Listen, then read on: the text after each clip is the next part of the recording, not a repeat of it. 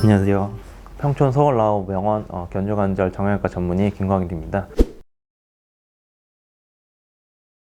어깨 관절은 다른 관절과는 조금 다르게 특징적으로 회전근개 관절병증이라고 하는 관절염이 특징적으로 생기게 되는데요. 여기 회전근개 파열이 있는 환자들에게서 발생을 하게 되는데, 회전근개 파열이 있는 경우에 초기에 적절한 치료를 받지 못하고 그냥 둘 경우에 회전근개가 기능을 상실하게 되면서 상완골두라고 하는 여기 뼈가 위쪽으로 올라가게 되는 상황이 벌어지게 됩니다. 견봉뼈하고 달라붙게 되면서 이 부위에 관절염이 생기는 것을 회전근개 관절병증이라고 하게 됩니다. 통증이 굉장히 심하게 되고요. 팔을 못 들게 올리는 게 굉장히 특징적입니다. 저희 의학적 용어로는 가성마비라고 하게 되는데, 팔을 들어 올리라고 요구를 하게 되면 환자분들이 팔을 못 들어 올리시게 되거든요. 팔을 그냥 한 요 정도 이렇게 어깨를 움츠리는 정도까지밖에 못 하게 되고, 팔을 못 들어 올리게 되면서 세수라던가 머리를 못 감게 되고, 화장실에서 용변 처리가 안 된다든지 그런 일상생활에 심각한 제한이 오게 되는 질환이라고 할 수 있겠습니다.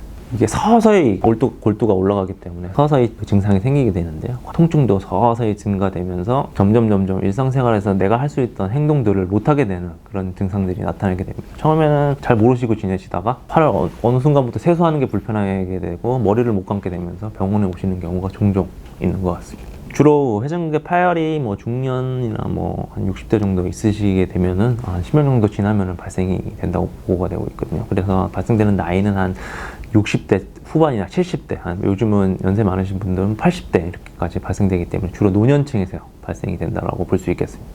기능적인 치료를 위해서는 수술적 치료가 필요하긴 한데요. 근데 너무 고령층에 기저질환이 많은 분들에게서는 수술적 치료의 위험성도 있기 때문에 우선적으로는 통증 치료는 약물요법이나 주사요법으로 통증은 조금 완화시킬 수 있기 때문에 그런 쪽의 치료도 될 수 있겠지만, 팔을 이렇게 들어 올리고 하는 기능적인 치료는 수술적 치료를 우선적으로는 하고 있습니다. 무릎이나 엉덩이, 고관절에서와 같이 인공관절 치료를 어깨에서도 요즘 수술 기법이 많이 발달돼 가지고 하고 있는데요. 여기서 역갱성 견관절 치환술이라 해가지고 여기 견관절 자체 관절을 인공관절로 바꿔주는 그런 치료를 대부분 하고 있습니다. 그런 걱정을 하시는 분들이 많으신데요. 최근 한 10년 사이에 어깨 인공관절 수술 기법이 굉장히 많이 발달이 돼가지고 수술 기구도 굉장히 좋아졌고 어깨 관절 자체도 굉장히 좋아져가지고 최근 들어서 수술한 그 연구 결과를 보면은 8에서 90%까지 기능적 회복을 보인다라고 보고가 되고 있기 때문에 크게 걱정 안 하시고 수술적 치료가 필요한 경우에는 적극적으로 해주시는 것도 좋은 방법이라고 생각됩니다.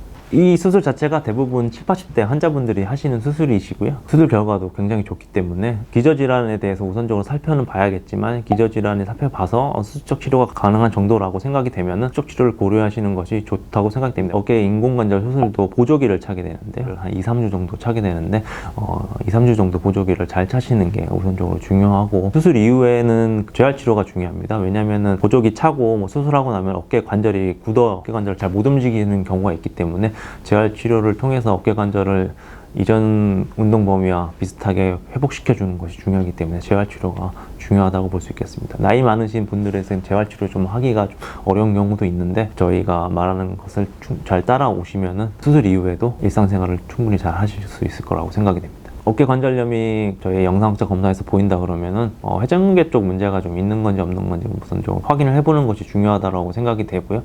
그리고 이전에 다쳤는 적이 있는 건지 기저질환이 있는 건지 여러 요인을 파악한 다음에 치료 방법을 좀 결정해야 된다고 생각되기 때문에 수적 치료를 무턱대고 권하는 것보다는 환경적 요인이라든가 환자 기저질환 요인을 충분하게 파악을 하고 방법을 결정하는 것이 환자분들의 이후에 만족도가 높아지시기 때문에 결정을 하고 있습니다. 감사합니다.